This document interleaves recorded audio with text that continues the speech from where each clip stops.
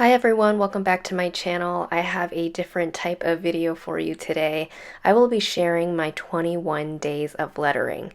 Now, this is an older video. This footage is from back in December, which is why you'll see some holiday and Christmas themed lettering in this video, but I had some extra time and I wanted to bring the footage back, edit it, and upload it. Before I further describe the premise of this video, let me quickly go over the tools that I'm using. So the worksheets are these free lettering practice worksheets from Tombow. I found them on their website and I just looked it up. They have since added some more. So I will have that linked in the description bar below so you can check them out. This worksheet in particular was meant for the dual brush pens, which I believe are for bigger lettering, and I wanted to practice smaller lettering, which is why I printed out 4 pages on like 4 sheets in one page, and later on you'll see that I did it even smaller, so 8 in one.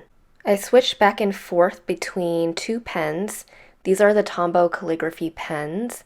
They came in a pack and I got them at a local Japanese store, but I believe they're on Amazon too. I'll have them linked as well in case you want to check them out. I just alternated between the two as I saw fit. The blue one is a little bit thinner and stiffer, I believe, and then the black one is a bit thicker, and I guess the black one would be more ideal for bigger lettering and the blue one is ideal for smaller lettering. So that's what I'm using in this video. Now I'm going to dive into the premise of why I decided to do 21 days of lettering and to film it. As you all know, if you've been following me for a while, I really admire pretty lettering and those that can letter, and every time I tried, if you've watched my Plan With Me's or my Journal With Me's, you know that I always end up lettering and then I end up whiting it out or covering it up because it just doesn't look good. And around December is when I had been seeing a lot of these types of challenges, like I tried running for 21 days, I tried doing this for 30 days, whatever, and I thought it would be a really great opportunity for me to do something like that and practice my lettering. And I thought, why not film it? Because I thought it would be really interesting to not only see my progress, but to share that with you all. And I know that lettering is one of those things that takes practice.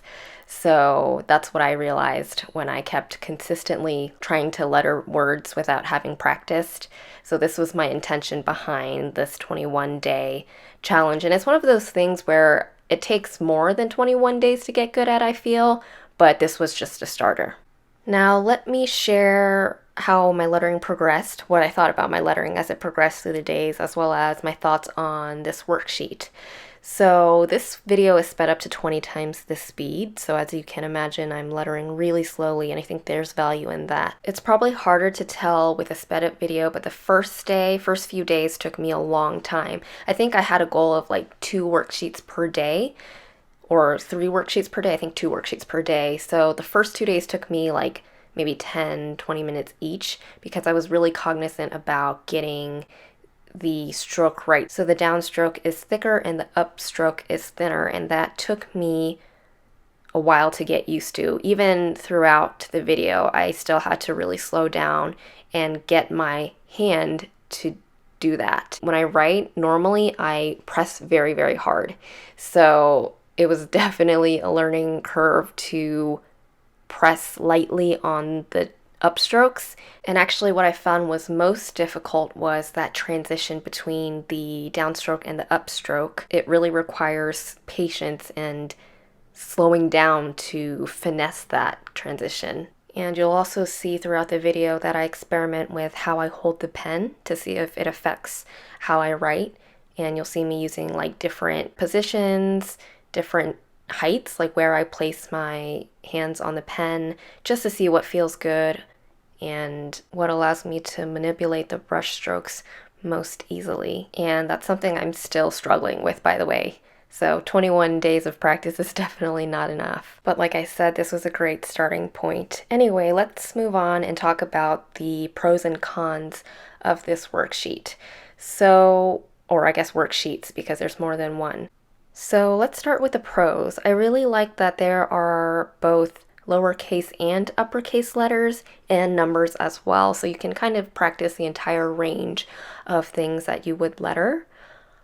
I like that the lettering doesn't, like the letter doesn't go through the entire row. So you can trace the first few and practice where you should transition from a broad stroke to a thinner stroke, and then you can go on and practice it yourself instead of tracing the entire time. As for the cons, some of the letters, that the way that they're formed is not how I would write the letter. For example, if you saw earlier the capital F, that's not how I write my capital Fs.